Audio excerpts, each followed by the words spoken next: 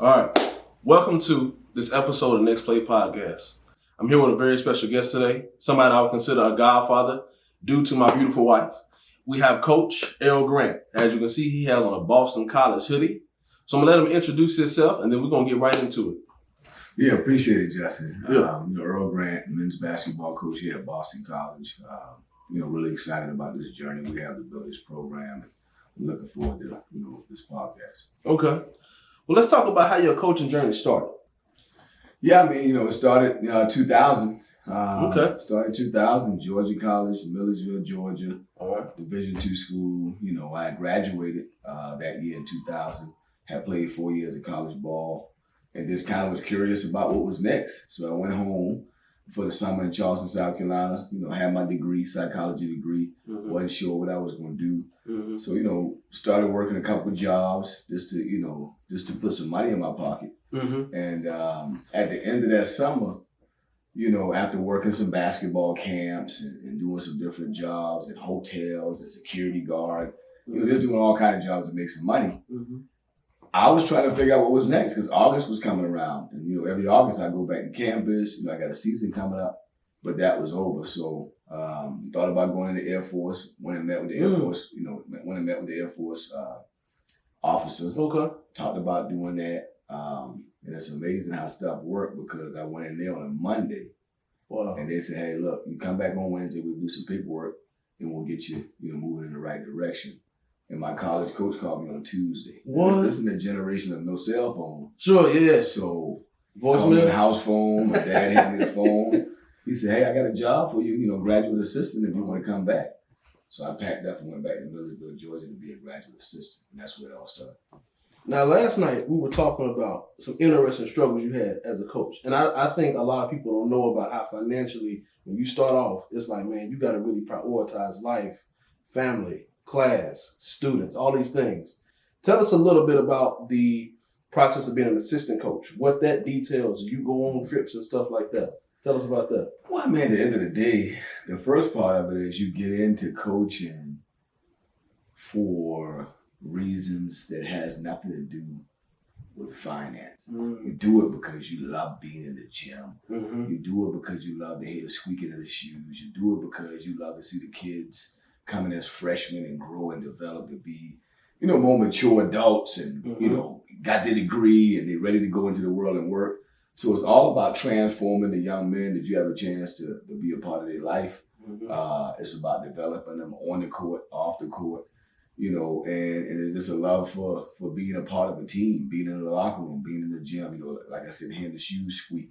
Mm-hmm. And there's some hard times when you first get in because you don't really make any money. It takes a long time before you make money, specifically if you're a GA.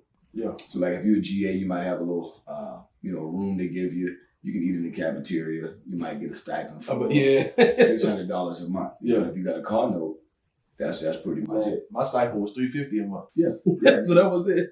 So yeah, you got to just figure it out, and if you love it, you can do it. You find other little side jobs to make ends meet. And then when I left from Georgia College, I went to the Citadel. Okay. And they had a position called the restricted earnings coach. So now you can hear the name of that title.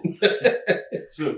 If you're the restricted earnings coach, you can hear the name of that title. Yeah. That's pretty tough. Okay. Did that for 2 years, but I was back home in Charleston. Uh-huh. So I could go to mom's house for a meal, could go to dad's house for a meal. I could eat in the cafeteria. They gave me a room as well, but no insurance, no benefits. You just kind of was trying to figure it out. But it was Division I, so I thought that was a great opportunity. Mm-hmm. And sometimes, when you can get an opportunity, you can kind of look, okay, what is this going to do for me the next 3 to 5 years? So even though I was a restricted earnings coach, I felt like, I was fortunate to break through in Division I because I said in the next 3 to 5 years, maybe I can really have a chance to move up in Division I. I had some hope for growth over the next 3 to 5 years. Okay. And we can talk about the different colleges. You mentioned Citadel.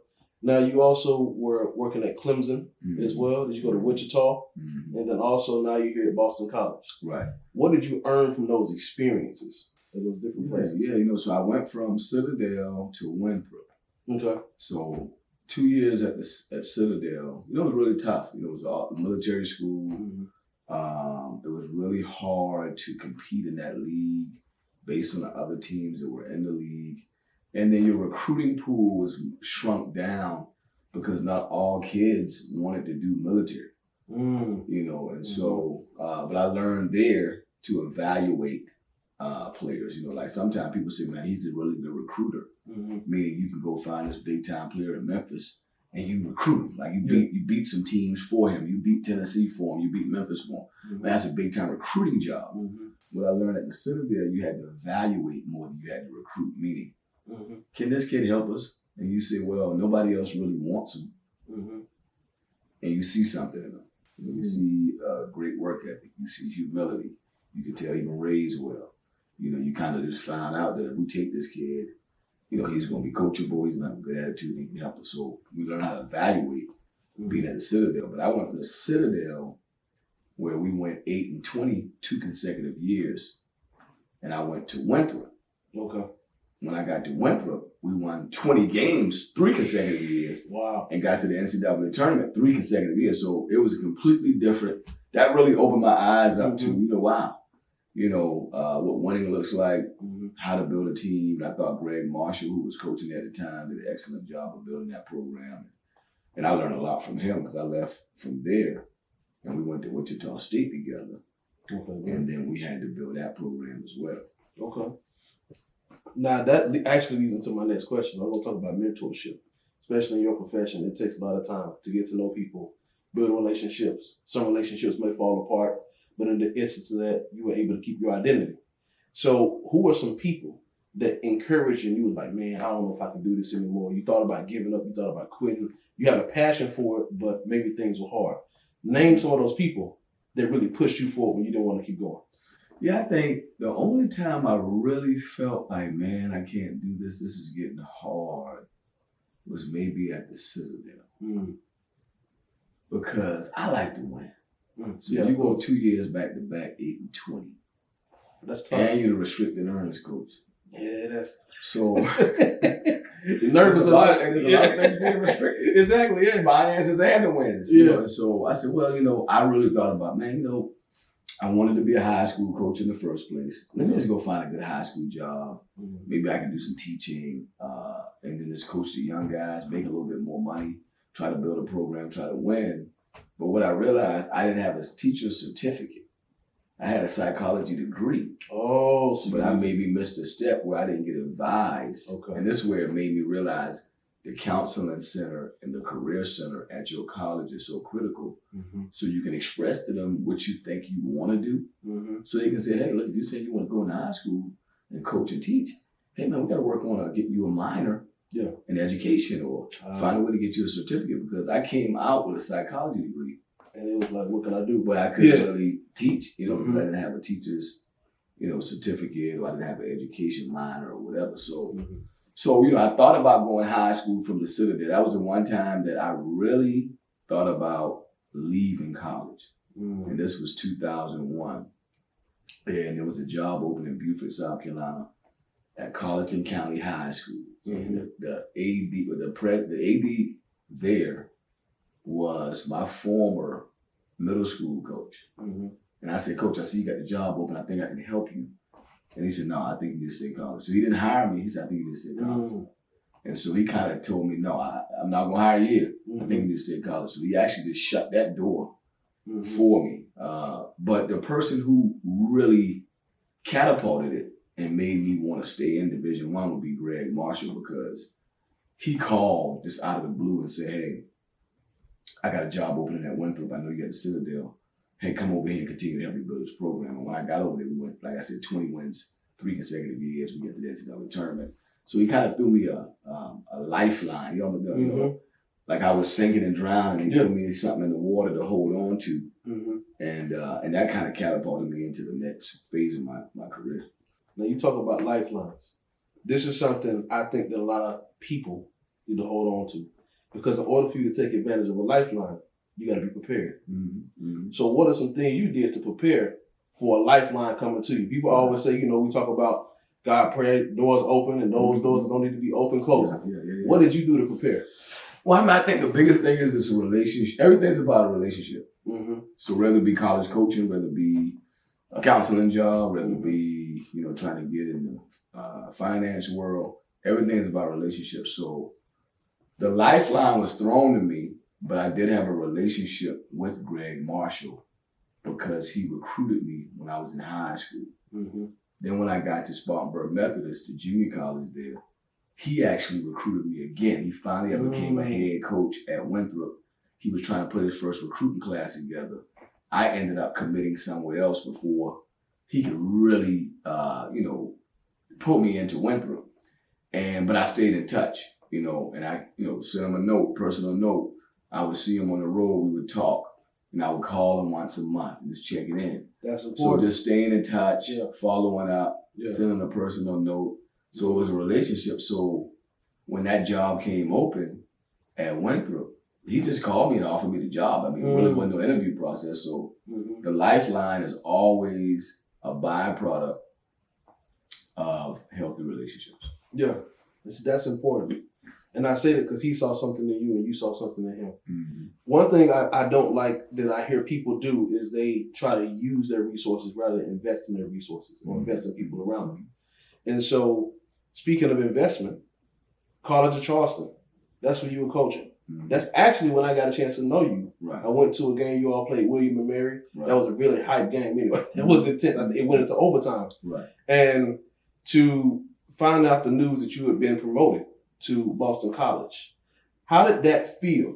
Granted, you're in your hometown, right, a head coach, but now you're about to move to a different state to be another head coach. Mm-hmm. How did that feel in that moment? Yeah, we have built College of Charleston out pretty good. I grew up admiring College of Charleston because of John Kress. He was a legendary coach there. Took them from NAIA to Division I. And when I was a senior in high school, they made the NCAA tournament. So I kind of remember it. One of my really good high school, a person I looked up to, Anthony Johnson, was a senior at high school when I was a freshman. He went to College of Charleston, had a good career, ended up making it to the NBA. So, I really just followed College of Charleston, and I was a fan of College of Charleston. It was like a job that I said, man, if I could get this job one day, that'd be amazing. And so as I went through my career, I was at Wichita State. Clemson offered me a job. I went to Clemson and did that for 4 years. And then College of Charleston called. It was late. I think I told you the story. I had rented a house in Clemson for 3 years. And then the fourth year, I said, we had a great year, 23 wins. My boss got an extension. I'm going to buy a house, buy a house here, settle in. Man, I'm not looking to go anywhere, which I learned when you settle. Sometimes God work in mysterious ways when you settle and you just put your feet down and say, I'm going to be here. So we stayed in the house for about a month and a half. College of Charleston came open. Was very fortunate to get a chance to not get the job, but just get the interview. Sometimes it ain't about getting a job, it's about getting the opportunity to interview. There you go. And so I got a chance to interview. That went really well. Was fortunate to build that program for 7 years. And then me and my wife going into the year, we were talking about, we felt like God was up to something. We said, year 7 is the year of completion. We had been at College of Charleston for 7 years. And towards the end of that year, it was COVID. We said, yeah, maybe it ain't, year completion, because this was a half season. A lot of games got canceled. Maybe we got to come back and do another year. And I came home one night on a Tuesday. Our wife said to me, hey, look, did you see the Boston College job came open? I said, no, I didn't see anything. She said, yeah, it came open. I feel something about that. I think you ought to try to go after that job. So for me, I'm very fortunate to be in this position, so I don't really never feel no pressure. It's God's will that I'm here. Yeah. So wherever He see fit, that's gonna happen. It's gonna happen. Yeah. Whatever happened, happened. I mean, he put me here. That's true. You were here. I just go to work. I try to, I try to stay in tune to why I got into coaching. Yeah. That's to develop the people that I'm around while I'm with them. To help them go out and be successful once they leave our program. Impact the community wherever I'm at while I'm there.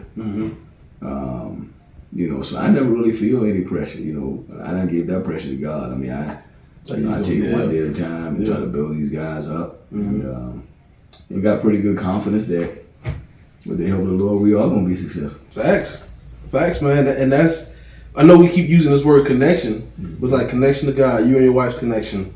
What's a way, being here, the Boston Celtics legendary team, what's a way they've been able to support you all and support you specifically since you've come here? Have they made you feel at home? Tell us about that. Well, they're regular guys. Mm-hmm. Brad Stevens is a regular guy. He was a college coach. So he's the general manager over there or director of basketball operations. Mm-hmm.